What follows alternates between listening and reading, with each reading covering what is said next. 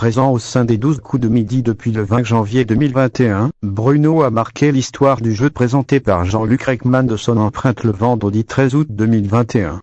Ce jour-là, le candidat est officiellement devenu le plus grand maître de midi de l'histoire du programme quotidien de TF1 en validant sa 199e participation. Il devance ainsi Eric, le précédent détenteur de ce record.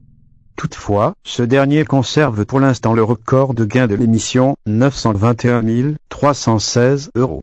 Ayant récolté 838 595 € dans sa cagnotte jusqu'à présent, Bruno s'est fixé un nouvel objectif, comme il l'a dévoilé vendredi 13 août 2021 dans les colonnes de Télé Loisirs.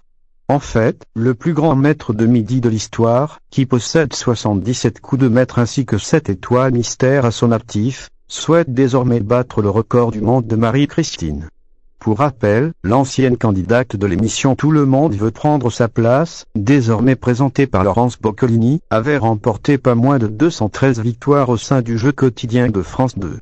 Je suis content d'être le numéro 1, surtout sur un jeu qui a 11 ans d'existence. Là, il n'y a pas beaucoup d'émissions qui me séparent de son record. Je vais essayer d'aller le chercher.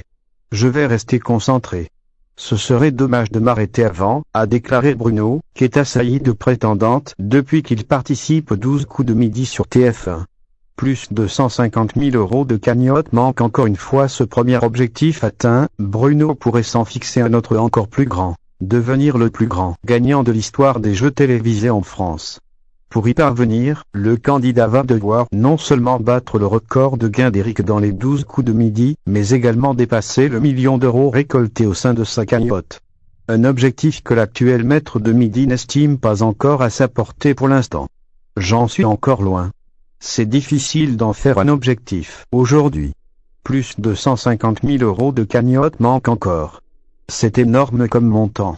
Pour l'instant, je ne suis pas certain que ça soit possible. C'est très lointain, a-t-il affirmé.